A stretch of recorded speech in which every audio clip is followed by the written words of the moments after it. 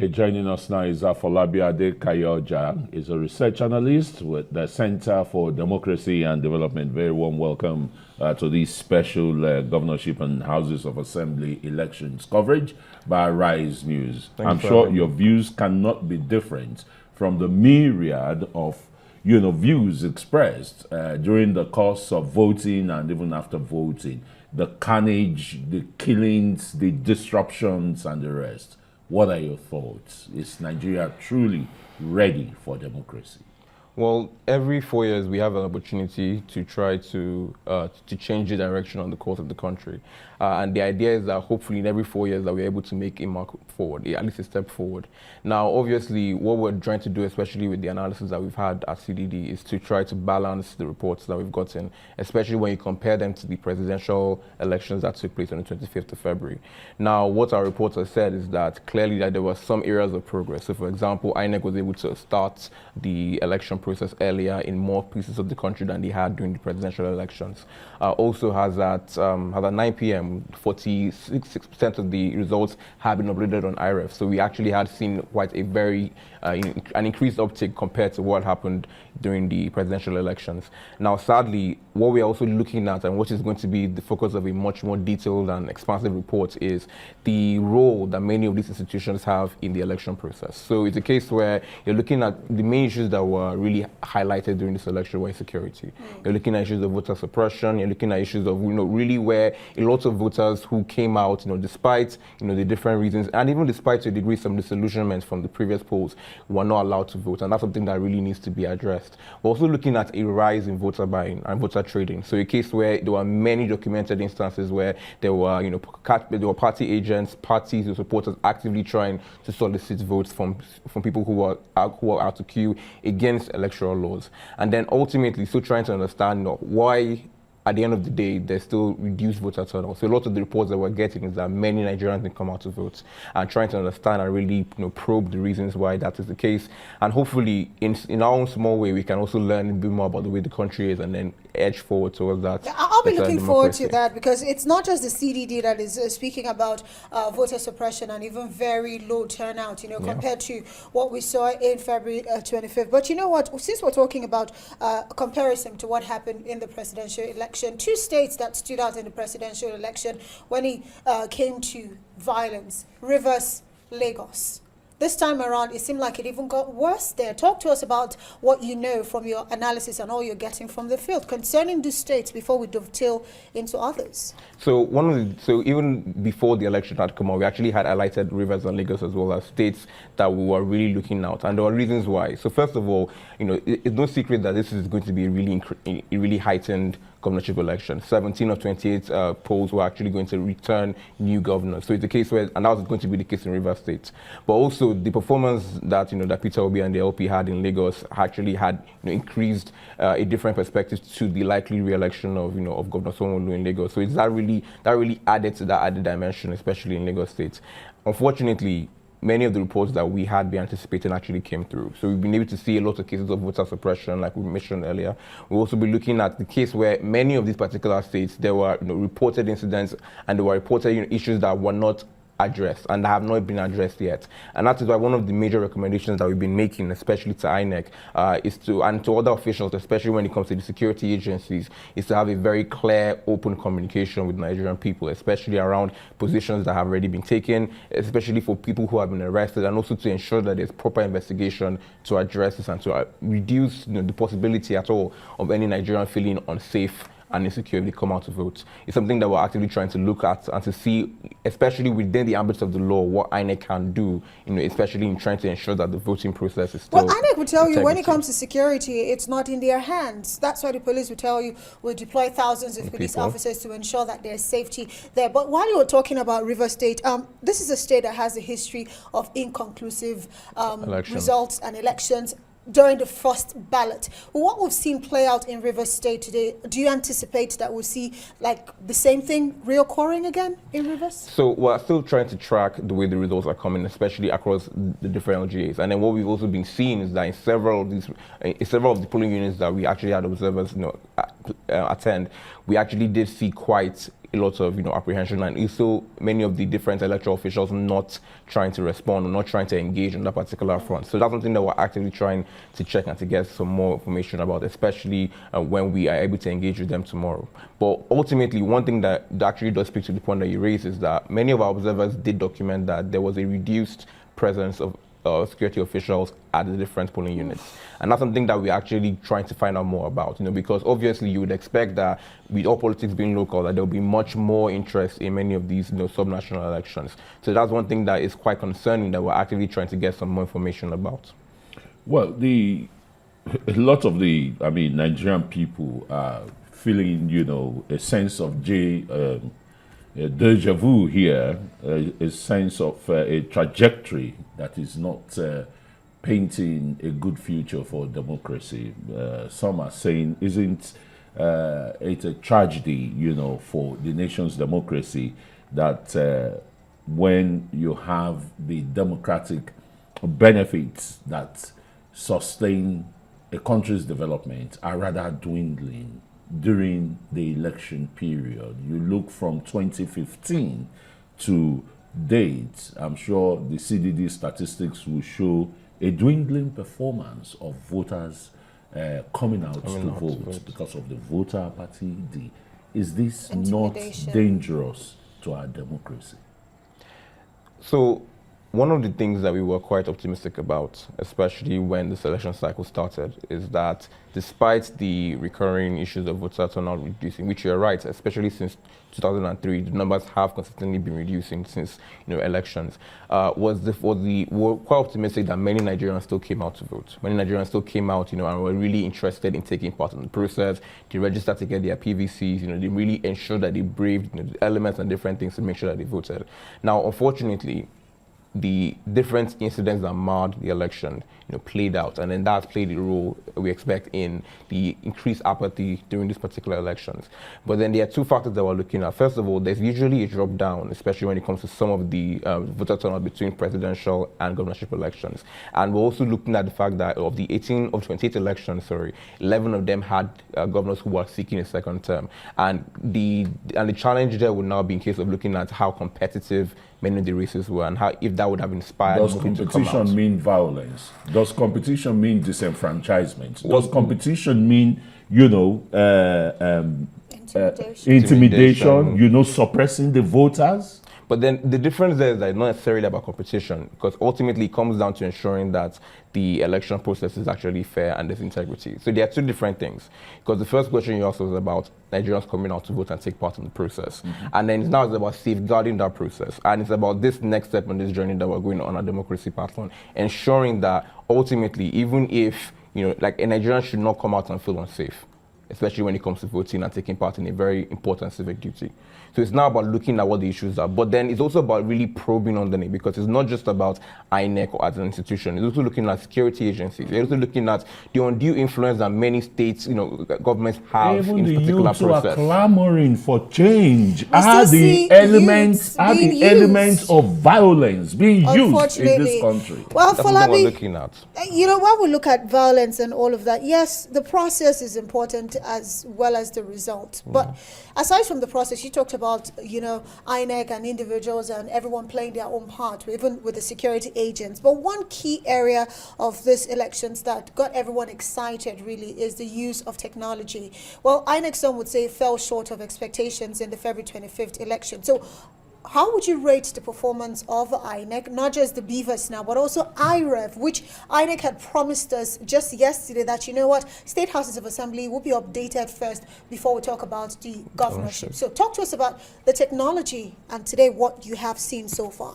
So improvement we actually have been able to record substantial improvements, especially when you compare it to the presidential election. So for example, when it comes to the BVAS being used, many of our observers, they report that even when there were discrepancies, when there were issues, that they were fixed within 20 minutes. Now, obviously, you want to get to a stage where that's not even the situation, but then it's even the fact that there's that, at least there were plan Bs to ensure that this was actually managed. The second thing is on IREV. So what we were doing was that we've been actively tracking the upload of results on IREV.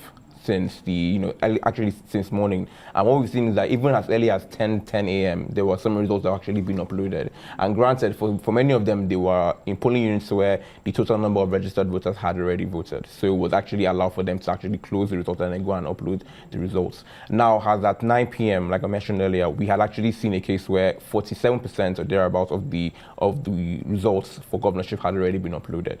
And it's actually quite, quite fairly distributed, where you have some of the states that had actually opened quite early, especially in the southwest and the south, actually uploading quite a high number of their results on IREV. And then you have some states in the northwest and northeast that had experienced some difficulties now actually uploading their results quite later. And what we've seen is that, especially if you look at the especially over 2-hour increments from 5 p.m. to 7 p.m. and into 9 p.m, 20% and then 19%. So we've actually seen quite an increase in the number of states and in the number of performances that we've been able to see. So that's one thing that we're actively tracking. We'll be tracking that again all through the night and to make sure that we can see if how good actually INEC has been able to perform when it comes to IREV.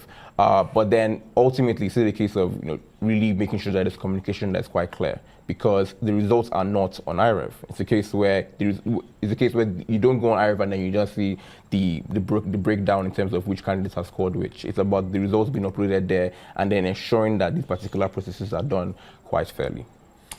All right. I mean, CDD and you seem to exude a lot of optimism about the election. I mean, to be fair, it's not really about optimism, but it's about the cautious realism. About yes, knowing I know that when so you're giving your answers, moving forward, be talking about optimism and the rest. I don't know how many Nigerians, with the present situation, I mean, put it in context, who have been there trying to vote, watching the processes and the rest, the brutishness being exhibited, is what a lot of people are more concerned about. To be fair, I could just add something. Yeah. One of our observers was actually manhandled while they were actually doing their work, and it shouldn't be so. So it's a case where I don't want a situation where we have the assumption that even observers are immune from these particular processes. That's not true, because everybody is doing what they're doing, on the weekend, going out, risking life and limb apparently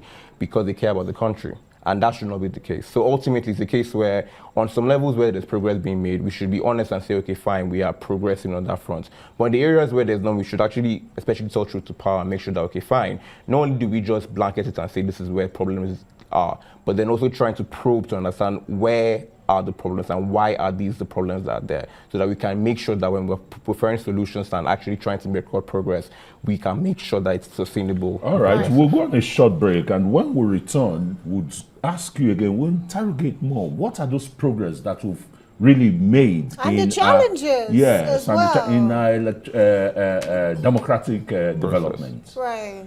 You're still watching a special coverage of Nigeria's state governorship and houses of assembly elections. There's more when we return. Stay with us.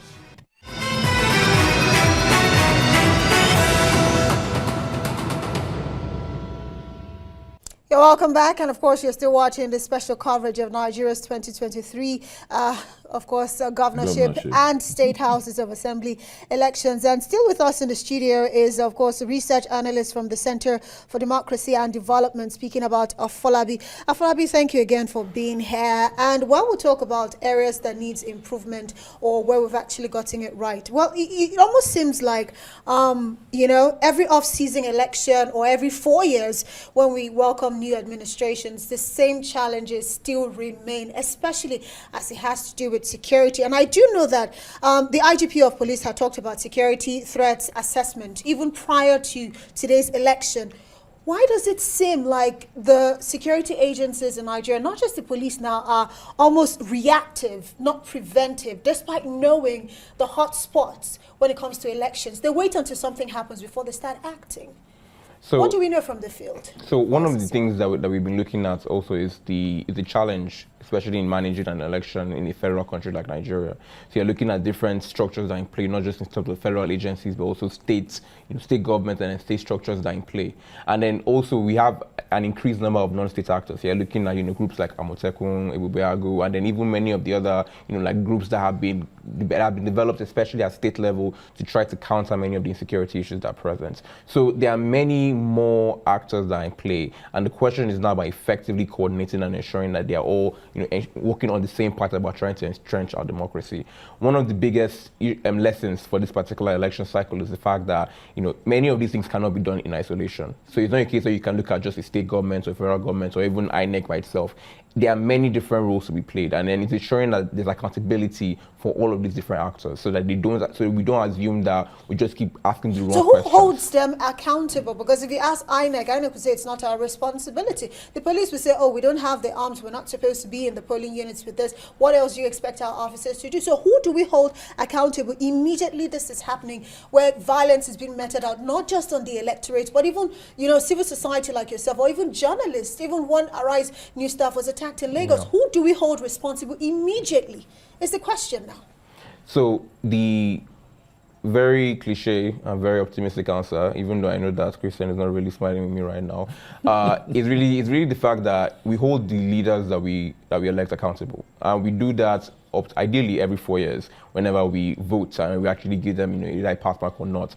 But also we do that by maintaining civic engagement. So one thing that was really inspiring, especially for many of us who are working on this particular field, especially many of us who are young and actually seeing this from this side from the first time, is this case where there was a lot more civic engagement. You had friends from across the country, across the world, who were actively looking and following what's going on, not just in terms of just blindly saying that I was supporting this candidate, but then actually litigating the manifestos and actually going over the plans. Now, the challenge and the biggest tragedy of the election will be if this momentum and this civic engagement stops now. If it just ends entirely and we just say, okay, fine, this happened, we put our hands up and then we go, our candidates won, everything is good, our candidate lost, everything is done. It's really about maintaining this engagement throughout, and then making sure that we have good information structures, countering fake news, really pushing back and ensuring that these things are going on. Social media is playing a very good role, but then also it's about also ensuring that you don't just throw away everything, the baby with the bathwater, but also making sure that things are quite balanced when going forward.